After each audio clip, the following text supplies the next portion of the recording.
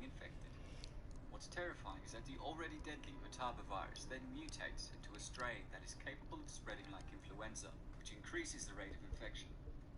Once infected, a patient begins to experience hemorrhagic fever. Have you ever seen the effects of hemorrhagic fever? Allow me, sir. Major? Yes, Major. When the patient first gets the virus, it presents flu-like symptoms, and in 2 or 3 days, pink lesions begin to appear all over his body, along with small pustules. I'm gonna be recording this. Alright. So, we're recording this too. We will. So, you'll have to wait for the, edited part. But, yeah. I'm excited. I really am excited for this. So, yeah. Friendly fire.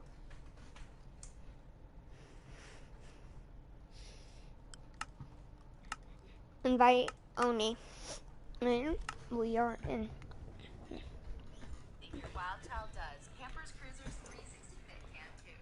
With a stretchy waistband and adaptive 360 fit.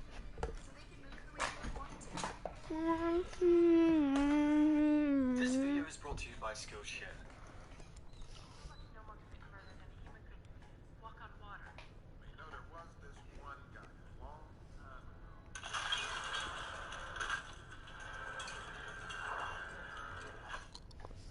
Startled by a jack in the box. Deactivate. Let him go.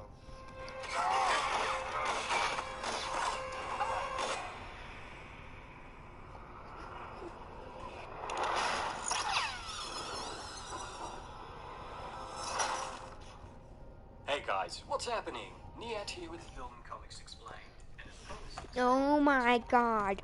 the 2004 mystery science fiction action flick directed by Another freaking. This is what? The fourth one in a row? Rolled in a row that I've gotten a village on? Holy crap.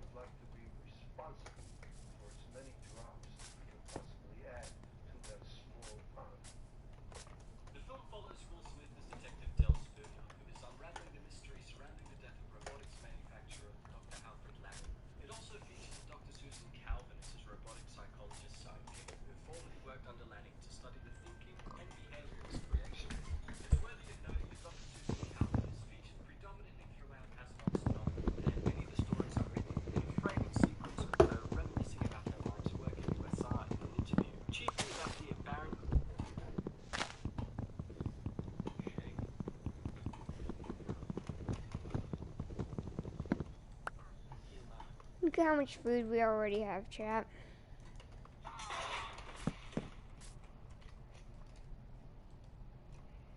That's a lot of bread. What's happening? Me and he will film coming to flying. Don't find my support on Patreon in this week's poll. Today we're going to be exploring the 2012 sci-fi action film Looper, directed by Ryan Johnson, starring Emily Blunt, Joseph Gordon-Levitt, and Bruce Willis. Now, time travel movies can sometimes become convoluted and hard to follow thanks to all those time travel paradoxes. It takes either masterful writing or a cop-out to make sure the audience can enjoy the story and follow along without getting bogged down by complicated logistics. Looper writer and director Ryan Johnson understands that a time travel movie can be engaging without a complicated time travel rulebook, and he certainly achieves it for this movie, as Bruce Willis's character aptly puts it. Because if we start talking about it, I'm going to be here all day talking about it, making diagrams with straws. But as I'll explore at the end, this was my biggest problem with the film, as its foundation is built on something that doesn't make any logical sense. Where have I seen something similar?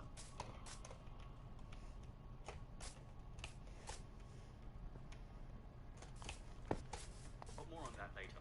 Sure, there are films like 2004's Primal, which are fun because they focus on the complicated logic of time travel, but Looper chooses to focus more on its characters, and the themes of reckoning with your own past and your own future.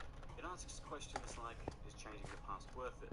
What makes a man evil? It turns out losing a significant member of their family will just about do it. How strong are family bonds? It even tackles a classic thought experiment of, if you could go back in time and kill a monster when they're a baby, would you? As it turns out, Bruce Willis would. It gives the audience just enough information to follow along without getting confused, but also leaves just enough of it open-ended so that the theory junkies can get their kicks too. A lot of folks will go into the movie expecting a lot of raw action, but surprisingly, the film's got quite a bit of pathos and works quite well as a character study. There's some family drama involved, and it even throws in the elements of telekinesis, likely inspired by the anime film Akira, which Johnson lists as one of his influences. So, within the universe of Looper, in the year 2074, time travel is invented and then immediately made illegal, and the only people who use it are mafia bosses looking to execute quick hits. By throwing their targets 30 years into the past before time travel is invented, dead bodies can't pile up in their timeline, and they effectively erase all evidence of the crimes.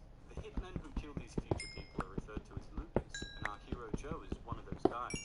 In addition to time travel, as mentioned earlier, about 10% of the population have developed a genetic mutation that gives them telekinetic powers. Though, as Joe explains, it isn't very powerful, and the most he's ever seen anyone do is levitate a quarter. Joe is played by both Joseph Gordon-Levitt and Bruce Willis, Willis playing the older version of Joe, and Gordon-Levitt playing the younger version. Now, if I were to pick someone to play young Bruce Willis, admittedly, Joseph is not the first actor that comes to mind. I mean, the dude doesn't even look like Willis in real life, but Gordon-Levitt pulls it off really well. Thanks to the movie magic from makeup artist Kazuhiro Tsuji and hours of prosthetic work applied every morning, the actor's face morphs into one that could believably belong to a young Willis. In addition to this, Levitt says that he constantly listened to audio from old Bruce Willis movies on his iPod to get a feel for his mannerisms and to capture his voice. Sometimes the prosthetics can be a little jarring if you know what Joseph normally looks like, but overall it's very believable that the two could be different versions of each other. Which one of these is yours? I wish I knew what you were talking about. Is this yours? Hello, old friend. This isn't your first life. You've lived and died 1,000 times. Are infinite now streaming. I'm gonna see that probably. We first meet young Joe practicing French in a field when suddenly a man appears in front of him. Joe quickly shoots and kills him with a weapon referred to as a blunderbuss, and then moves on with his day, stopping into his favorite diner to chat up Beatrix, a waitress who is fluent in French. Afterwards, he takes his silver that he earned from his hit and heads to the club to do some drugs and party like a rock star. While at the club, he learns that one of his fellow loopers has closed his loop that day. Closing the loop essentially refers to the act of killing one's older self. You see, loopers agree to a certain provision when they take on this lucrative job. Since time travel is so illegal, the mafia who utilize it want to erase all evidence that they used loopers to begin with. Therefore, after 30 years, the older loopers agree to be captured and sent back in time to be killed by their younger selves, thus closing their loop. Most Most consider the act of closing the loop as a cause for celebration. You get a big payoff and are essentially retired, with a caveat of also, taking a few decades off your life by killing your 2017 self. As the week goes on, Joe notices that a lot of loopers have been closing their loops lately, but for now, he has no idea why. Eventually, Seth, Joe's neurotic best friend, played excellently by twitchy Paul Dana, is confronted with this loop. However, he lets his loop run, or lets his future self escape, which is the worst thing a looper can do. Before old Seth escapes, he tells Seth about the Rainmaker, a super powerful man from the future who's committed to finding retired loopers and closing their loops, and this is the reason why so many loops have been closed recently. Seth runs to Joe for help, and against his better judgment, Joe agrees to hide Seth. Joe then lets his friend Seth know that he's an idiot for letting his loop run. Ironic, because we the viewer know he will soon find himself in the same position. Local thugs known as Gatmen, who are tied to the future mafia bosses, immediately descend on Joe's apartment to look for Seth. Notably, a sweaty guy called Kid Blue, who takes him to see their boss. Joe tries to play it cool, but Abe, the boss of the Gatmen, an overseer of the loopers, sees right through it. Oh my After Abe god. needles Joe and threatens to take his stash of silver, Joe sells Seth out. It was a funny run. 6742. On the other side of town, old Seth witnesses the horror of watching his own body parts disappear in real time, with the Gatman essentially torturing young Seth, thus causing his future body to change. Defeated and frightened, old Seth gives himself up to end this horror, and he's immediately shot down with a blunderbuss. This whole arc with Seth gives us an idea of just how serious a crime it is to let your loop run, setting the stage for Joe's arc. The next hit Joe has after all this is himself. However, he notices the future him isn't bound and masked like hits usually are. Old Joe gets up to run, and when young Joe pulls the trigger, he winds up shooting him in the silver stash attached to his back. Uninjured, old Joe knocks young Joe out and gets away. Now panicked, young Joe returns home to find the Gatmen have ransacked his apartment. Kid Blue is there again, and young Joe eludes him by locking him in the same safe that he previously used to hide Seth. We then cut to future Joe's timeline, where he essentially closes his loop by killing his older self. With the big stack of cash he gets from closing his loop, Joe goes on to enjoy an early retirement, consisting of doing a ton of drugs and committing a ton of crime. Eventually, he meets the love of his life in China, after taking Abe's suggestion to move there instead of France. When it's his turn for his loop to be closed, the Gatmen who come to pick him up also shoot and kill his wife, and this pushes him to fight back and jump into the past to attempt to save her from this tragic fate. Back in the other timeline, the two Joes then meet up at the diner, and this leads to a delightfully terse and mean-spirited exchange between young Joe and old Joe, as they both dunk on the other's rationales and personality. Here, old Joe explains what happened to his wife. However, his younger self points out that he can simply meet a different girl instead, rationalizing that if the two never meet, she will never get shot. But this solution doesn't satisfy old Joe, because he doesn't want to lose her. Instead, he has a different solution. He will kill the Rainmaker, the one responsible for coming to close old Joe's loop in the first place. And so far, he has 3 possible theories as to who it might be, and he vows to simply kill all 3 of them to prevent the future from happening, theoretically keeping his future with his wife. Young Joe goes along with the plan and opts to stake out one of the marked kids' houses and wait for his future self to show up so he can blast himself away once the job is complete. Using a portion of the map his future self had, which marked the location of one of the kids that might grow up to be the Rainmaker, young Joe winds up at Sarah's farm, played by Emily Blunt, and learns about her and her son Sid. Turns out, Sarah initially abandoned her son and left him with her sister. When she heard that her sister was dead, she returned to the farm to care for her son once again, and it's here that young Joe begins to see many parallels between himself and Sid. You see, Joe was also abandoned by his mother, but unlike Sid, he never had a parental figure to step in to nurture him. This loneliness is what leads him to become a junkie criminal in the future with the influence of Abe.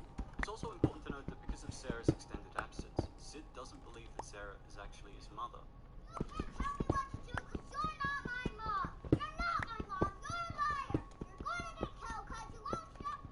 And lashes out violently against her. At first, we don't know exactly how violent he is, but we do know that he's scary enough to make his mother lock herself away in the safe. Turns out, he has extremely powerful telekinesis and little control over his powers, and it actually ended up accidentally killing Sarah's sister with these same powers. All of this information confirms that he is in fact the Rainmaker. Young Joe realizes this when he sees Sid levitate and murder Jesse, a Gatman sent to look for young Joe. Witnessing this makes him realize that Sid really should be stopped, but he's already become too attached to him and Sarah to kill him. This shift that focuses on family drama works really well for the movie, and even though we haven't spent as much time with Sarah and Sid as we have with Joe, Ryan Johnson manages to paint their emotional struggles in an affecting way. Sarah's hardened and abrasive nature in the beginning contrasted with a teary-eyed monologue about wanting to protect Sid, no matter what, really packs an emotional gut punch. Meanwhile, since old Joe's memories are changing to reflect young Joe's actions, he now knows that Sid is the Rainmaker. On top of that, the Gatman know that Jesse has been killed, so they're heading to the barn for revenge. Looking to give Sarah and Sid a means to escape, young Joe tosses Sarah the keys to Jesse's trunk and tells them to get out of there. Sarah and Sid ride off in Jesse's trunk, but as soon as they see old Joe, Sid freaks out and accidentally emits TK that flips the truck over. They run out into the field weapons, and old Joe takes aim. Sid sends out a vicious blast of TK, lifting both old Joe and Sarah up into the air. Sid fumes, but Sarah looks him in the eye and lovingly and patiently asks him to calm down. Sid relaxes and drops them both, but old Joe still goes to shoot. Sarah instinctively steps in the line of fire, unwilling to let her son get shot. Young Joe finally gets to them, but only has his short-range blunderbuss, which will not be able to reach old Joe.